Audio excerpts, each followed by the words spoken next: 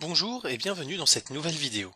Aujourd'hui, bien que cette vidéo soit tournée sous Lightroom, elle revêt un caractère plus généraliste sur l'intérêt du RAW et le potentiel de ce format. Pour ce faire, j'ai effectué une série de 4 photos avec des sur- ou des sous-expositions pour vous montrer le potentiel du RAW par rapport au JPEG direct du boîtier. Commençons par cette image, correctement exposée et réalisée donc au 100 mm avec une ouverture de 2.8 sur 1/25e de seconde et à 3200 ISO. On passera les considérations de stabilisation d'image ou de choses comme ça qui peuvent être intéressantes malgré tout, pour se concentrer sur la qualité de l'image et son potentiel. Commençons donc par essayer de tirer le meilleur du JPEG.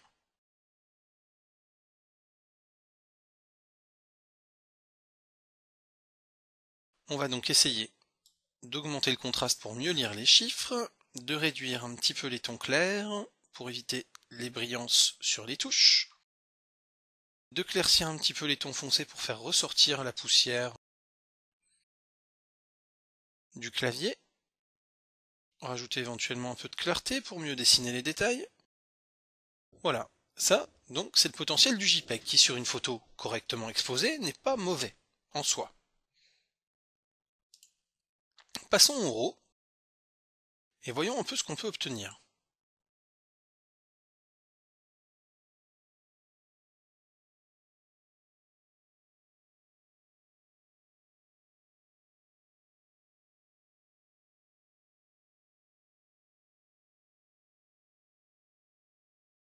Ici le JPEG, ici le RAW.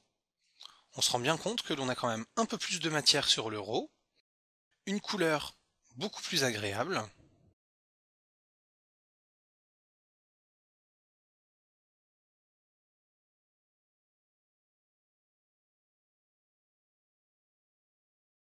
et surtout, au niveau du bruit, on va pouvoir, en mettant un petit peu de luminance, obtenir quelque chose d'assez propre. Et sur le JPEG, malgré la luminance, on garde quelque chose avec des détails soit grossiers, soit lissés. On se rend donc ici clairement compte que le potentiel n'est pas tout à fait le même, bien que le JPEG permette quand même d'avoir un retraitement assez qualitatif, uniquement avec les options de base, on aurait pu aller beaucoup plus loin dans le traitement. Maintenant, on va simplement voir le vrai potentiel du RAW sur une image totalement sous-exposée. Ce même clavier, pris en JPEG, mais comme vous le voyez ici, on est redescendu à 100 ISO et à f4.5 et 1/60e de seconde. Donc on a une ouverture plus faible, un temps de pause plus rapide, une sensibilité beaucoup plus basse. On se retrouve fatalement avec une image quasiment noire. Si on veut essayer de récupérer de la matière de ce JPEG,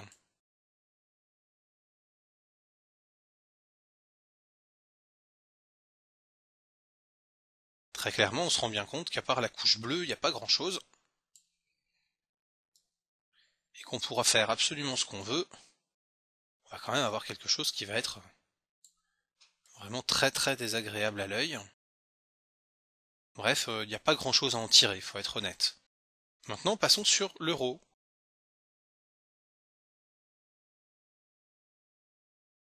Et c'est là qu'on commence à découvrir le potentiel du RAW.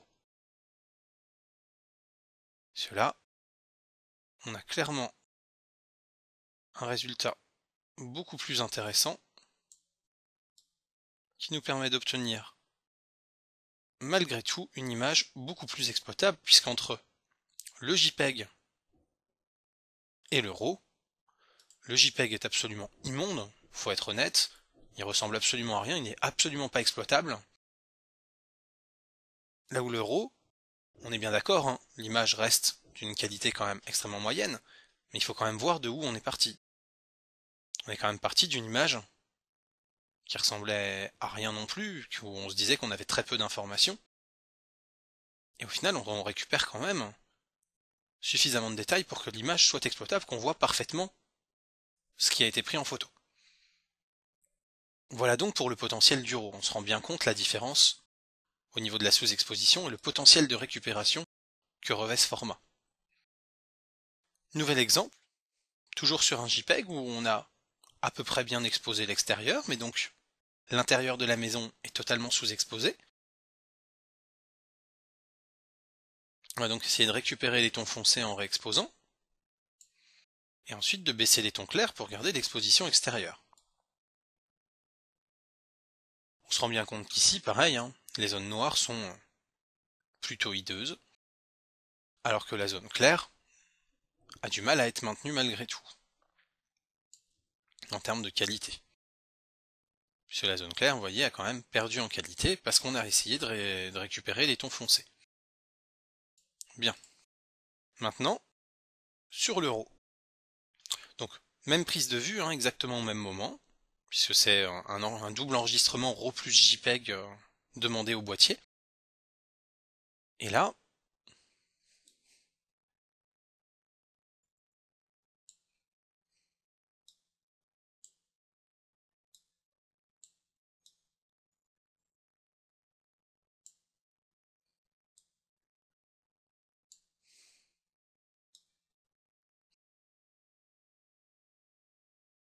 magie du RAW, on se retrouve quand même avec un peu plus de détails sur l'intérieur.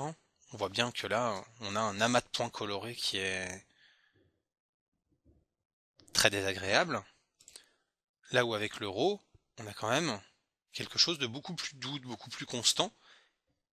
Et là où ici, les montants de la fenêtre revêtent des couleurs, pour ainsi dire, impossibles et improbables, ici on a un gris tout à fait correct. Et on a en plus dehors quelque chose qui se maintient beaucoup mieux en termes de qualité. Maintenant, le potentiel du RAW sur une surexposition forte. Alors le JPEG en lui-même, qui ne va absolument pas nous permettre de récupérer quoi que ce soit de valable, on le voit bien là ici, dehors, même en essayant d'affiner, c'est brûlé, c'est perdu. Sur du RAW, alors je vous dis pas que ça va être sensationnel, mais on a quand même quelque chose d'un peu meilleur. Et donc, quand on augmente aussi les tons sombres qui sont ici, on arrive à obtenir quelque chose qui est quand même plus agréable que ça. Parce qu'ici on arrive vraiment à rien obtenir. Ici, bon d'accord, on récupère pas le ciel bleu, on a quand même une façade qui est cramée, mais on a quand même quelque chose de plus exploitable. Donc là, j'avais volontairement poussé très largement la surexposition, puisque le pose-mètre du boîtier clignotait en me disant qu'on était largement au-delà de 2 IL d'expo. Et on le voit bien d'ailleurs, puisqu'à moins 3,40, on est encore largement surexposé. Mais voilà, ça vous permet de vous rendre compte que le potentiel général d'un RAW reste quand même nettement supérieur à celui d'un JPEG. Et si ça reste plus impressionnant pour récupérer une sous-exposition, eh bien, la surexposition peut quand même être gérée aussi. Je me suis déjà vu avoir des ciels qui semblaient cramés, blancs un peu laiteux, et qui, la surexposition n'étant pas trop énorme, ont réussi à redevenir bleus avec quelques petits nuages visibles. Donc voilà, le RAW offre vraiment un potentiel beaucoup plus important. C'est pour ça que cela me semblait extrêmement important d'effectuer cette vidéo, pour vous montrer l'intérêt de shooter en RAW et d'utiliser ensuite un bon logiciel de dérotisation tel que Lightroom pour pouvoir les traiter, puisque voilà, on a vraiment des résultats qui sont assez bluffants, puisque là on a un beau ciel bleu, alors que là on a un ciel tout pourri, avec de la matière ici en RAW sur la façade, sur les briques, sur le toit, sur le conduit de cheminée, alors que là franchement ça reste très plat, et malgré tout nos tons foncés ne sont pas mauvais en soi, ils sont quand même d'un gris à peu près neutre et constant, là où on a des couleurs absolument surfaites ici en essayant de récupérer quoi que ce soit. Et donc sur le clavier, comme on l'a vu, ici une image qui reste exploitable malgré sa très très large récupération, puisqu'on est quand même remonté de 5 IL, et qu'on a encore renforcé ensuite la remontée en faisant plus 89 sur les tons foncés, donc qui affecte essentiellement les parties noires de ce clavier. Et donc si après on met un petit peu de luminance pour traiter le bruit, comme ceci, bon, en faisant un réglage grossier, j'affine pas spécialement, on se retrouve quand même avec quelque chose de plutôt correct,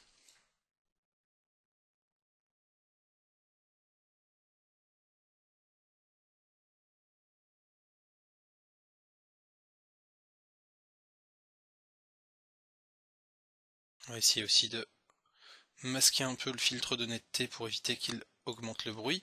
Voilà, là on se retrouve quand même avec une image qui est plutôt correcte et exploitable, alors que là de toute façon, ça sert à rien de s'amuser avec les critères de netteté ou de réduction du bruit ici sur le JPEG, puisque de toute façon, il est absolument immonde et inutilisable. Voilà donc pour cette vidéo sur le potentiel du RAW. J'espère qu'elle vous aura convaincu de l'intérêt de shooter en RAW et de prendre le temps de dérotiser ensuite ses photos. À l'époque de l'argentique, on faisait différents bains, différents traitements pour obtenir certains effets ou récupérer certaines photos. On travaillait avec des caches, des choses comme ça. Bien aujourd'hui, simplement, la chambre noire, c'est Lightroom qui en fait office au niveau du format numérique. Voilà, je vous souhaite une bonne fin de journée et donc à très bientôt pour une future vidéo. Vous avez aimé ma vidéo?